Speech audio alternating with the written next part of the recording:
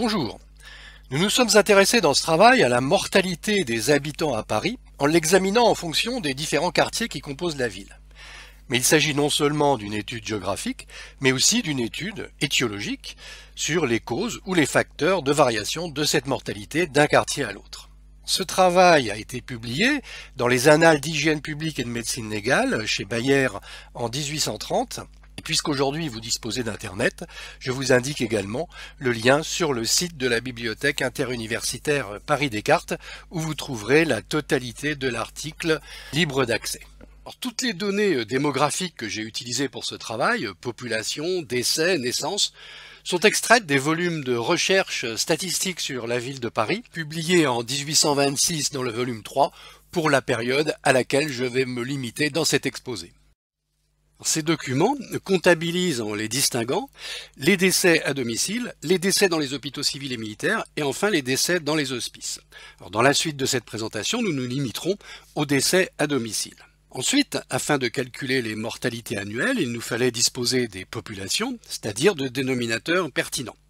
Alors, pour la période 1817-1821, nous nous sommes appuyés sur le recensement effectué en 1817, où la population se montait à 713 966 individus.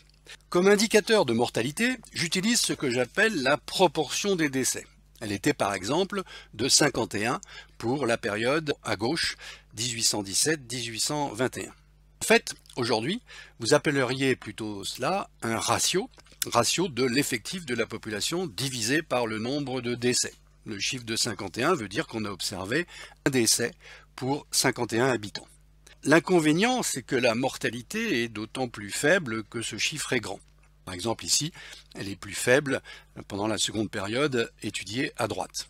Alors il semblerait qu'aujourd'hui vous trouvez cette façon de présenter un peu confuse et que vous préférez comme indicateur de mortalité le rapport du nombre de décès sur l'effectif de la population, c'est-à-dire l'inverse. Dans l'exemple ici, la mortalité pour la période 1817-1821 est de 19,6 décès pour 1000 habitants. Nous transposerons donc nos résultats sous cette forme dans la suite de l'exposé. Dans l'article, j'ai présenté tous les résultats sous forme de tableaux, mais on m'a conseillé d'agrémenter ces tableaux par des cartes, d'autant plus que le découpage administratif de Paris en 1817 n'est pas du tout le même que de vos jours. Vous constatez en effet qu'il y a seulement 12 arrondissements. Ces 12 arrondissements, divisés eux-mêmes en quartiers, ont été constitués en 1795. Ils sont inclus dans l'enceinte du mur des fermiers généraux, correspondant à vos grands boulevards actuels. Mais le découpage est plus clair sur ce schéma. En pointillé, nous avons les limites du Paris actuel. Et en 1817, on avait sur la rive droite les 8 premiers arrondissements, numérotés d'ouest en est, et sous la rive gauche, les 3 derniers, 10e, 11e et 12e. Passons aux résultats. Et voici sur la période quinquennale 1817-1821 la mortalité moyenne annuelle au domicile par arrondissement. On ne distingue pas très bien les différences sur cette liste. Le mieux c'est de regarder la carte. Voici ici la distribution de ces mortalités par arrondissement découpées en 3 classes selon les seuils inférieurs à 18 pour 1000, 18 à 20 pour 1000 ou supérieurs à 20 pour 1000. Et on voit d'un premier coup d'œil que la mortalité la plus élevée se situe dans les arrondissements de l'est de la capitale, alors que la mortalité la moins élevée s'observe dans les arrondissements du nord-ouest. Maintenant, on se demande quelles sont les causes qui semblent assigner à chaque quartier de Paris un degré particulier de salubrité qui font que dans tels arrondissements, il meurt à domicile chaque année moins d'un 60e des habitants, tandis que dans tels autres arrondissements, c'est plus d'un 50e. Nous avons commencé par étudier successivement l'éloignement des domiciles ou le rapprochement avec la Seine, la nature des sols et leur abaissement, l'exposition des rues au soleil levant, soleil couchant, et aux différents vents qui soufflent sur la ville. Et pour tous ces facteurs, nous n'avons pas mis en évidence de lien avec les variations de mortalité. Voyons maintenant les eaux à usage des habitants. Ces eaux sont fournies par la Seine, par l'aqueduc d'Arcueil, par le canal de l'Ourcq et par les sources de Belleville, de Ménilmontant et des Prés Saint-Gervais. Les eaux de ces sources, qui sont les plus chargées de sel, passent pour les moins bonnes. Elles alimentent une partie des 3e, 5e et 6e arrondissements. Viennent ensuite, pour la quantité d'aisselles, les eaux d'Arcueil qui étaient très estimées autrefois et que des conduits portent dans les 3 arrondissements de la rive gauche de la Seine, mais surtout au 12e et 11e arrondissement. Puis les eaux du canal de l'Ourcq qui se distribuent aux 3e, 5e, 6e, 8e et 9e. Et enfin, l'eau de la Seine, la plus légère, la plus pure et la meilleure, alimente tout le voisinage de cette rivière, et l'on peut dire les 3/4 de Paris aux extrémités les plus éloignées duquel elle est distribuée au moyen de tuyaux ou transportée dans des tonneaux. Et on ne trouve donc pas dans les eaux la cause des différences qui nous occupent. De la même manière, nous n'avons pas mis en évidence de lien entre la mortalité et la densité de l'habitat, c'est-à-dire le pourcentage de surface construite, ni même avec la densité humaine, c'est-à-dire le territoire occupé par chaque individu dans les surfaces construites. Donc la mort ne moissonne pas plus d'habitants de Paris dans les quartiers où ils sont logés à l'étroit que dans ceux où ils le sont au large. Nous allons maintenant passer aux conditions sociales proprement dites. L'administration possède des documents qui indiquent pour chaque arrondissement la proportion des logements non imposés. On peut considérer que les locations non imposées représentent les plus pauvres et les locations imposées les gens plus ou moins aisés. Et comme la nourriture, les vêtements, la propreté sont en raison de la fortune, cette proportion nous paraît un bon indicateur de l'état de pauvreté de l'arrondissement. Voici un extrait de ce document représentant pour chaque arrondissement le pourcentage de logements non imposés, qui va du 3e arrondissement le plus riche au 12e le plus pauvre avec 38% de logements non imposés. On peut à nouveau juxtaposer les deux cartes avec en haut du plus clair au plus foncé les arrondissements selon leur indice de pauvreté et en bas la carte de la mortalité. Et on constate une quasi-superposition de ces deux cartes. Et si, comme vous le feriez aujourd'hui, on compare les rangs respectifs de l'indice de pauvreté et de la mortalité, et que l'on calcule le coefficient de corrélation des rangs de Spearman, on trouve un coefficient de 0,94, donc extrêmement élevé, très proche de 1, avec un petit fait inférieur à 10 puissance moins 5. Donc mise en évidence d'une liaison très nette entre la mortalité et la pauvreté. Dans le même domaine, explorons un autre indicateur, mais cette fois-ci inverse, que serait un indicateur de richesse exprimé par la valeur locative des habitations. Et voici la liste des arrondissements classés selon leur valeur locative moyenne, allant du plus cher, le 2e arrondissement, jusqu'au moins cher, le 12e arrondissement. Et on juxtapose à nouveau les deux cartes, la carte du haut donc représentant la valeur locative moyenne, allant du grisé le plus clair pour les arrondissements les plus chers, au grisé le plus foncé pour les arrondissements les moins chers. Et on constate, là encore, une analogie extrêmement élevée entre ces deux cartes, qui sont quasiment superposables. Si l'on cherche à corréler les rangs des arrondissements selon leur valeur locative et les rangs selon leur mortalité, eh bien on trouve un coefficient R des rangs de Spearman à moins 0,86, hautement significatif. Donc une corrélation inverse entre la mortalité et le degré de richesse des arrondissements. Donc la richesse, l'aisance, la misère sont pour les habitants des divers arrondissements de Paris les principales causes, je ne dis pas les causes uniques, auxquelles il faut attribuer les grandes différences que l'on remarque dans la mortalité. Alors c'est une vérité qu'il me suffit ici d'avoir établie, je ne veux point la suivre dans toutes ses conséquences sous le rapport de la médecine, et aujourd'hui je sais que vous diriez qu'il n'y a pas forcément causalité s'il y a corrélation.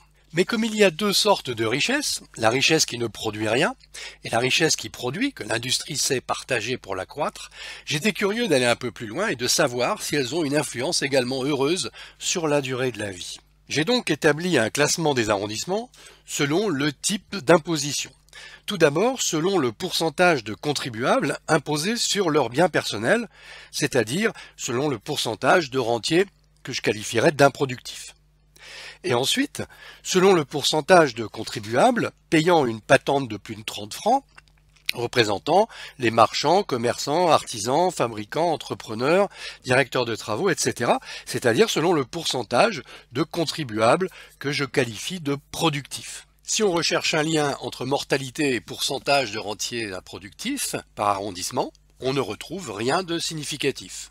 En revanche, on observe un lien très fort entre les arrondissements ayant une faible mortalité et un pourcentage de contribuables productifs élevé. C'est sans doute parce que les hauts patentés emploient un grand nombre de personnes auxquelles ils procurent avec de l'occupation plus ou moins d'aisance. L'induction à laquelle ceci conduirait, c'est qu'à Paris, la haute industrie, le haut commerce, servent mieux la santé publique que la richesse improductive. Toutefois, je n'ose rien affirmer à cet égard. Et vous me diriez encore une fois aujourd'hui que corrélation ne vaut pas causalité. Alors nous allons essayer d'aller plus loin.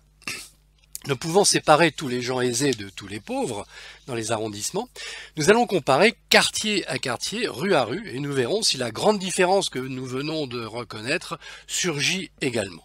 Nous allons prendre à l'intérieur du 9e arrondissement deux quartiers, un quartier pauvre, l'Arsenal, et un quartier riche, l'île Saint-Louis.